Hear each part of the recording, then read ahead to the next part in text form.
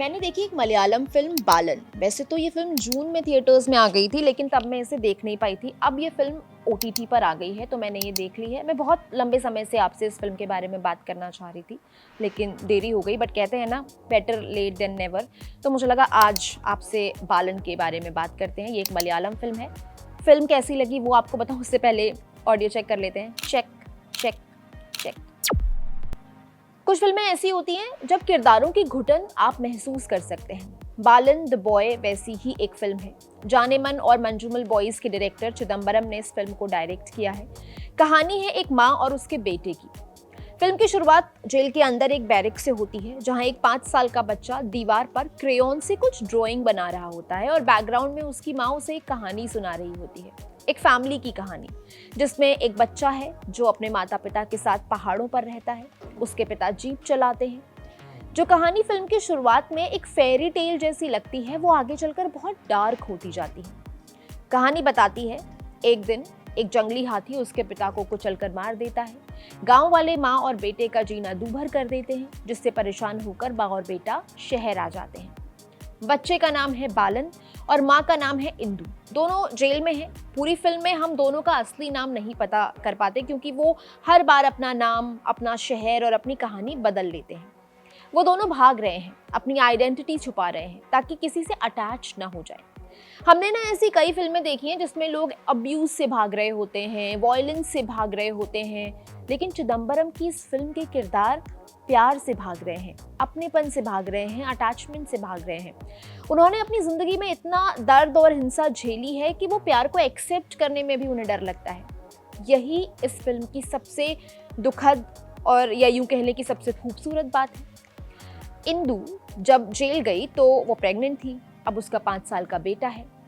इंदु जब जेल से बाहर आती है तो उसके पास 2 ऑप्शन हैं। एक ये कि जेल में मिली एक कैदी जो अलग अलग तरह के इलीगल काम करती है, उसके साथ काम कर ले, और दूसरा ऑप्शन ये है कि एक एनजीओ के साथ जुड़कर उनके लिए नौकरी कर ले।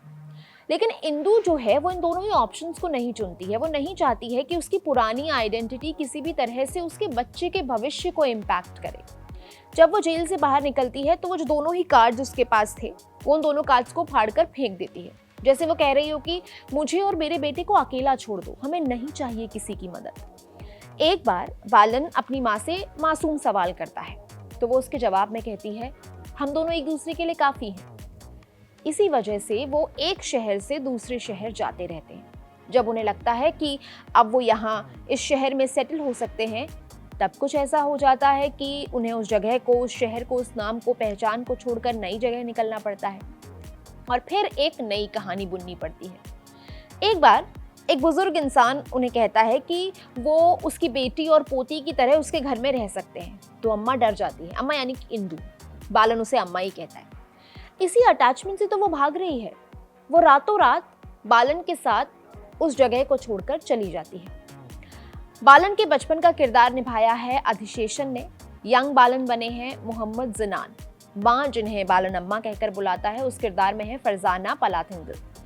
बालन का बचपन नॉर्मल नहीं है। उसमें बहुत सारी कहानियां हैं, ऐसी कहानियां जिन्हें उसकी माँ ने गढ़ा है, जो उसके बाल मन में बैठती जा रही हैं।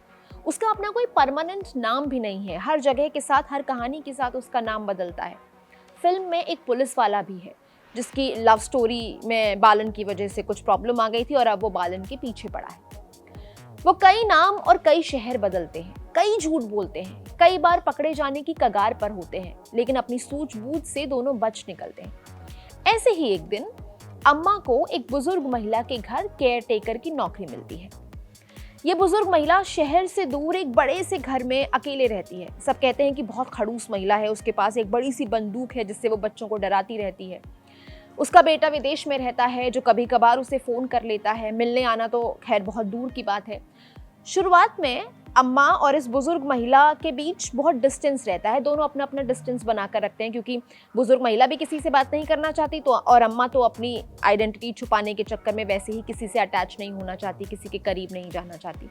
लेकिन धीरे धीरे क्या होता है, वो बुजुर्ग महिला जो है वो बालन से अटैच होने लगती है और बालन भी उससे अटैच होने लगता है। इस बार अम्मा हर बार की तरह भागती नहीं है, क्योंकि वो तो बालन के बिना अपनी जिंदगी इमेजिन ही नहीं कर पाती, और बुजुर्ग महिला को ऐसे देखकर उसके मन में उसके लिए सॉफ्ट कॉर्नर आ जाता है। वो वहीं रुक जाती है। एक फेक आइडेंटिटी का इस्तेमाल करके बालन का एक स्कूल में एडमिशन करवा देती है। फिल्म में एक सीन है जब बालन स्कूल जाता है और टीचर उसे स्कूल के अंदर ले जाती है। तब फरजाना ने जो एक्सप्रेशंस दिए हैं, अद्भुत, बड़ी बड़ी आंखें जिनमें एक डर है, लेकिन वो उस डर को बालन तक नहीं पहुंचने देना चाहती, तो वो बहुत हल्की हल्की सी स्माइल कर रही है। अब दिमाग में चल रहा है कि स्कूल में कोई नहीं है जो बालन को प्रोटेक्ट करेगा, जैसे वो करती है वैसे उसे स्कूल में कोई नहीं बचाएगा।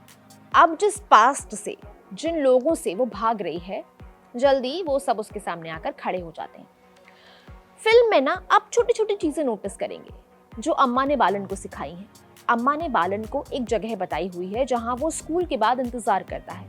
बालन वही करता है जैसे उसकी अम्मा ने बताया है। मैंने इससे पहले चिदम्बरम की मंजूमल बॉयज देखी थी, जिसकी बहुत चर्चा हुई थी। वर्ड ऑफ माउथ के थ्रू ये फिल्म लोगों तक पहुंची और उसके बाद इसकी खूब तारीफें हुई थी। बालन और मंजूमल बॉयज दोनों एक दूसरे से एकदम उलट फिल्में लगती हैं मुझे। मंजूमल बॉयज में हर फ्रेम में बहुत सारे लोग थे, फ्रेंड्स थे, अपनापन था। कई बार उस जगह की अहमियत उन किरदारों से ज्यादा थी, लेकिन यहाँ पर सब कुछ बहुत क्लोज है, कॉम्पैक्ट है, बहुत करीब से दिखाया गया है। वहाँ बहुत सारे लोग मिलकर मदद कर रहे हैं, लेकिन यहाँ पर कैरेक्टर्स जो हैं वो मदद से दूर भाग रहे हैं। फिल्म में बालन जो कुछ करता है वो कई बार आपको डराएगा, आप उस बच्चे के लिए खराब फील करेंगे, लेकिन उसकी सर्वाइवल की जंग है। वो वही तरीके सीखता है जो उसकी माँ ने उसे सिखाए हैं। उसे हर हाल में जिंदा रहना है, फिर वो चाहे कैसे भी हो। फिल्म के कुछ शॉट्स बहुत कमाल के हैं, स्पेशली क्लोजअप्स। अम्मा और बालन की आंखों के जो क्लोजअप शॉट्स हैं ना, आपको उनमें डर, जख्म और लाइफ सब दिखाई देगी। बिना बोले हम समझ जाते हैं कि उनका पास्ट कैसा रहा होगा। शशन श्याम का म्यूजिक फिल्म के माहौल को और ज्यादा इम्पैक्टफुल बना देता है। फिल्म की एक खास बात यह है कि इसे देखते हुए लगता है कि मेकर्स कहानी में कुछ भी कहने की जल्दबाजी में नहीं थे। उन्होंने कहानी को आराम से कहा है, उसे डेप्थ देने की कोशिश की है, ना कि सब कुछ बता देने की जल्दी दिखाई है। फिल्म में अब्बास नाम के कैरेक्टर की भी एंट्री होती है, जिसे टोविनो थॉमस ने निभाया है। अब्बास बालन की जिंदगी में एक पिता जैसी जगह लेता है। जब आप उसे देखते हैं तो आपको वो एक नेगेटिव कैरेक्टर लगेगा, लेकिन फिल्म उसे सिर्फ अच्छा या बुरा बनाकर नहीं दिखाती है। कुल मिलाकर बालन द बॉय एक बहुत फ्रेश फिल्म फील होती है। फिल्म के सेंटर में एक महिला है जिसकी जिंदगी में उथल पुथल मची हुई है, जो हर पल सर्वाइवल के लिए लड़ रही है, लेकिन वो खुद को बेचारा नहीं दिखाती है। आपको कहीं भी अम्मा बेचारी नहीं लगेगी। एक बच्चा है जो भाग रहा है, जिसका बचपन बहुत मुश्किल है, लेकिन आपको वो रोता हुआ नहीं दिखाई देगा। तो वो बेचारगी दोनों किरदारों में आपको दिखाई नहीं देगी। उनको बेचारा नहीं बनाया गया है, बस ये दिखाया है कि कैसे वो अपनी परिस्थितियों से, अपने सर्वाइवल के लिए लड़ रहे हैं। ये फिल्म सवाल उठाती है कि क्या कुछ लोग इतने डरे हुए हो सकते हैं कि उन्हें हर सुरक्षित जगह भी एक जाल जैसा लगे और हर इंसान में एक खतरा दिखाई दे।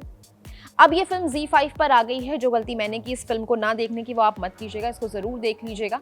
मैं इसे 3 स्टार देती हूँ, आपको ज़रूर देखनी चाहिए। सिनेमा से जुड़े इस तरह की और भी खबरें, एक्सप्लेनर्स और रिव्यूज़ देखने के लिए आप हमें सब्सक्राइब कर सकते हैं। बाकी आप और कौन सी फिल्मों के बारे में बात करना चाहते हैं वो भी हमें कॉमेंट सेक्शन में ज़रूर बताइएगा। मैं हूँ गरिमा, कैमरा के पीछे है मेरे साथी दीपक। आप देख रहे हैं कड़क। शुक्रिया।